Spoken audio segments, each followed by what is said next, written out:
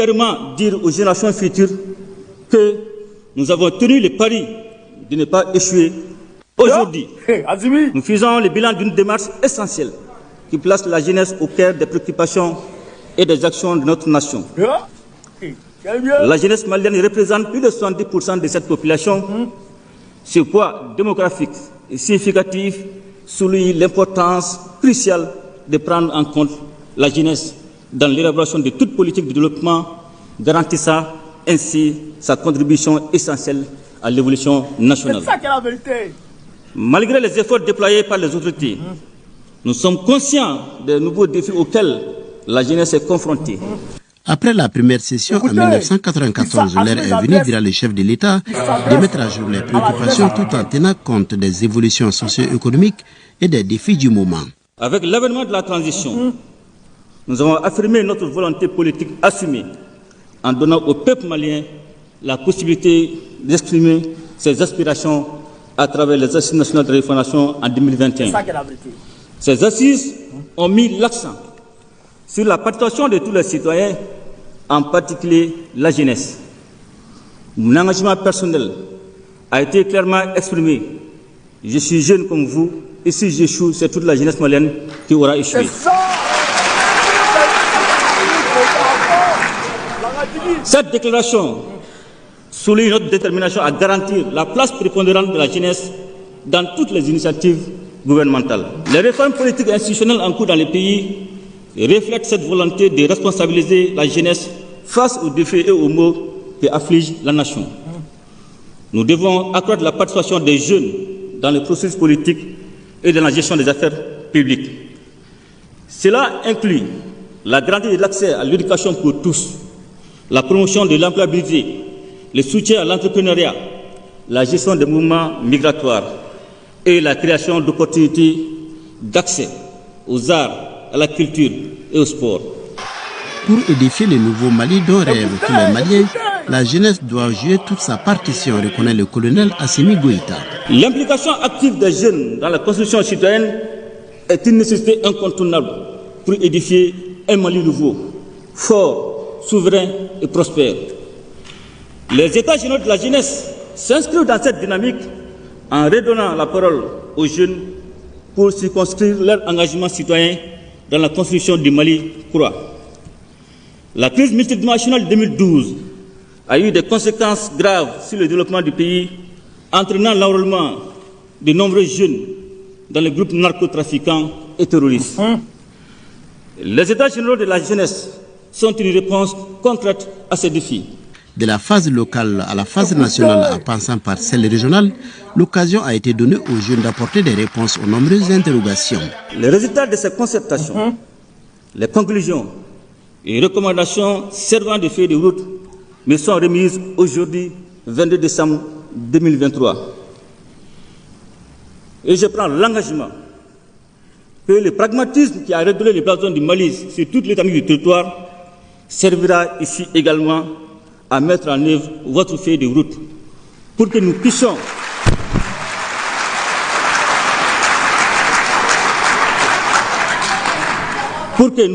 fièrement dire aux générations futures que nous avons tenu le pari de ne pas échouer pour que toute la jeunesse malienne puisse réussir.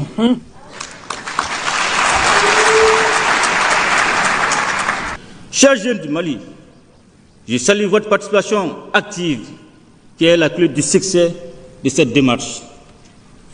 Vous êtes la force motrice de notre nation et ensemble, nous bâtirons un Mali nouveau, un Mali fort, un Mali souverain, un Mali prospère. Je vous remercie et vous exhorte à vous investir pleinement dans la refondation du Mali. Un peu d'Afrique, vous venez d'écouter le grand Assimi Goïta. Ok, il a parlé, hein. Mais ça, il faut que je décortique ça. Mais si on ne décortique pas, il y a trop de choses dedans qui ne seront pas dévoilées. C'est trop facile. Ça, là, il faut qu'on décortique ça. Mais c'est comme un peu d'Afrique. Assimi Goïta, là, il parle à toute la jeunesse africaine. À travers la jeunesse malienne, il parle à toute la jeunesse africaine. Mais là même déjà, c'est que les États généraux de la jeunesse, la concertation de la jeunesse, la concertation qu'il y a eu, Et donc, conclusion a été remise à Assimi Goïta avant-hier 22 là. C'est un cas d'école pour toute la jeunesse africaine.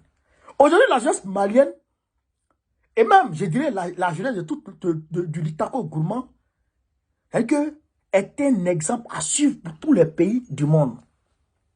Regardez, hein, la jeunesse malienne prend toute sa part dans la gestion étatique du Mali.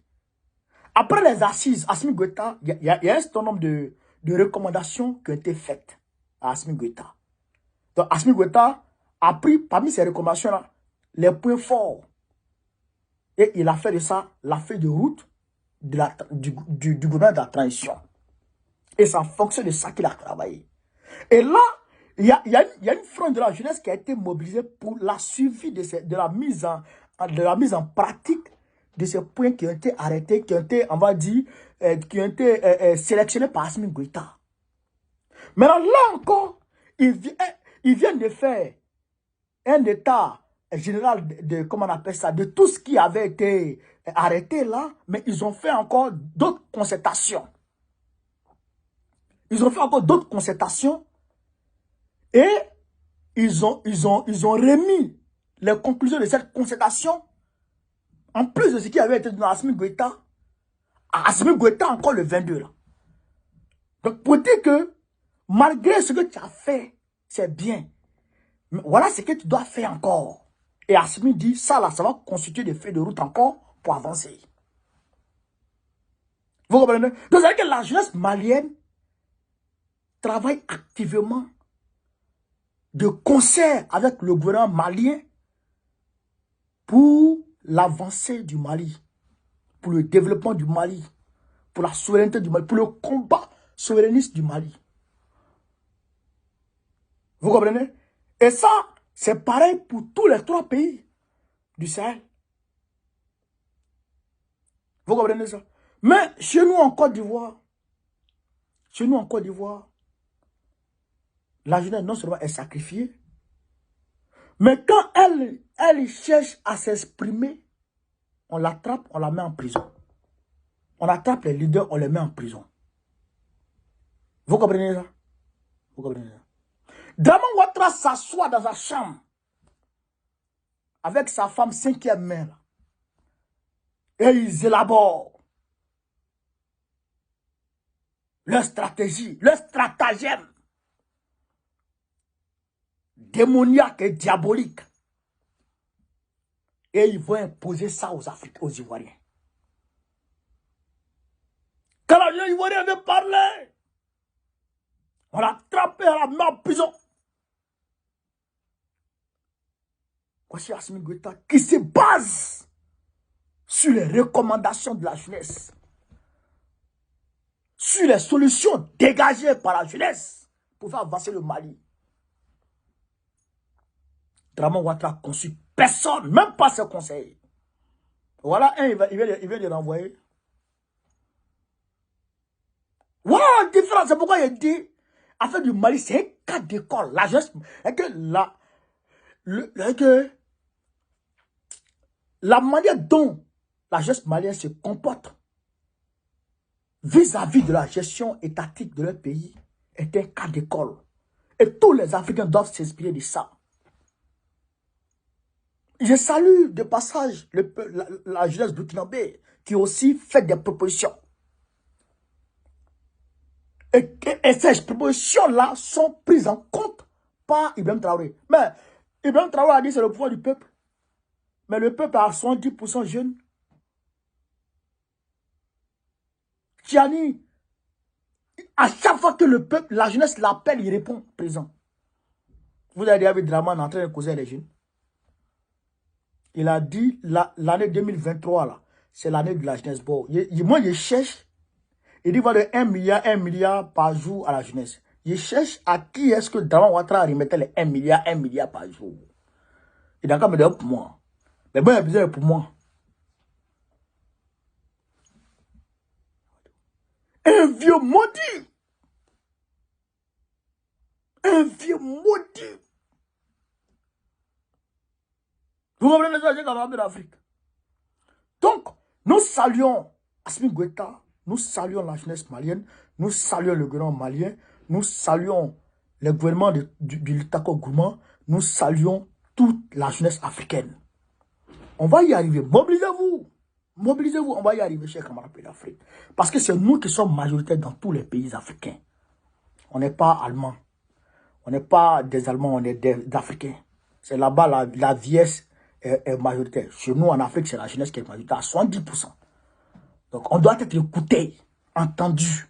Et les choses doivent se faire en fonction de nous. Comme cela se fait au Mali. C'est de ça qu'il s'agit. Chers camarades d'Afrique, je vous remercie. Partagez au maximum la vidéo. Mettez-la partout à travers le monde entier. Sur ce, vive l'Afrique libre. Vive le panafricanisme. Vive tous les présidents panafricains.